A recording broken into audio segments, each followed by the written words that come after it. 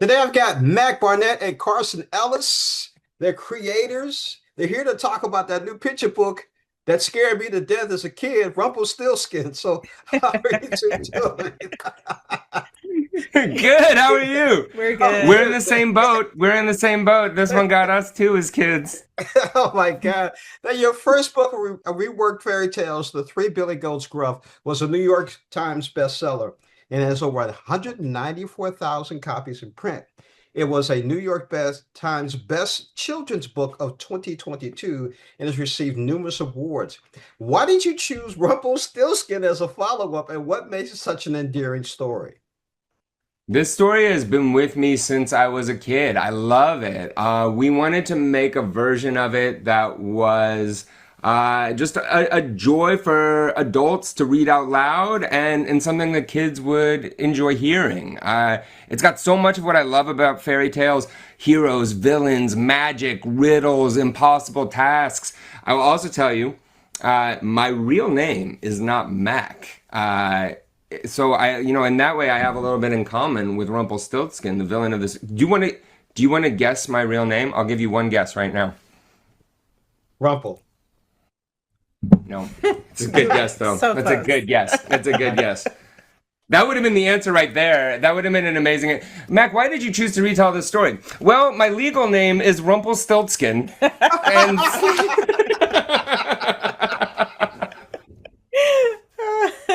Oh man, that is good. Good. Carson, you're no stranger to the world of children's books either. You know, as a Caldecott Honor winner, also a New York Times bestseller, what did you like about creating the art for this story of an impish villain? I'm sure you took a little bit by looking at Mac. He was my main inspiration. Mhm, mhm. I had him sit for a lot of portraits. I had to hold still for hours doing a Yeah. little dance and. Yeah, I couldn't have done it without that. Mhm. But I think I drew a lot of inspiration from storybooks, like Victorian storybooks from the 19th century, which are often retellings of fairy tales and folk tales and had these sort of beautiful classic illustrations. So I wanted to make art that kind of looked like that. I wanted it to feel really immersive so that you felt like you're in the queen's chamber or in the forest or in this massive hall in a castle. So I looked at a lot of old etchings and drawings from the Middle Ages to get inspiration. I've seen some of those books. Why are fairy tales important for kids, and how do they contribute to a child's development? I think if we want kids to read, if we want them to love books, we have to tell them great stories. And these are some of the best stories humans have ever come up with. These aren't stories that are telling kids how to behave at dinner or teaching them math. Their subject is life itself, and these stories are just so full of adventure, drama, jokes, emotion, and that is where a love of reading really comes from. Now, what do you like about writing for young children, and what has it taught you about yourself?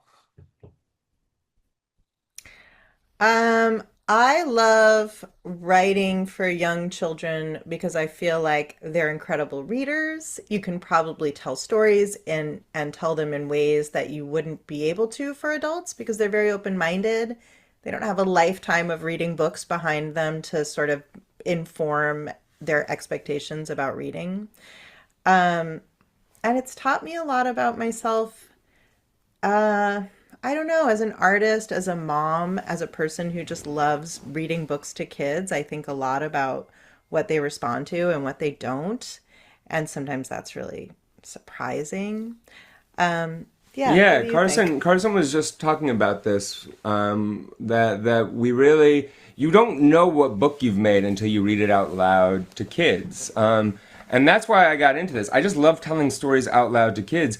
We just got to do that with this book. We just went on a tour all across America where we just were visiting elementary schools, or we visited the Rabbit Hole, a great museum in Kansas City that is devoted to children's literature. Yeah. And we got to read this book out loud to kids to see where they laughed, to see what they had questions about. And it's that. It is the fact, I think, that children's books, and especially picture books, bring adults and kids in conversation about a story. And we get to learn about each other and experience an artwork together. We don't have a lot of chances to do that. We don't. And we get to see kids like learning to think about books and what they mean and to talk about them. And I think that's such a cool skill to have. And I think just art and literature appreciation is such an important thing and such a good skill to have and to foster. I've been speaking with Carson Ellis and Mac Rumpelstiltskin Barnett about their new book, Rumpelstiltskin, the new picture book. I want to thank both of you for joining me today. It's been a lot of fun. Thank you. It's been our pleasure. Thank Thanks you. for having us.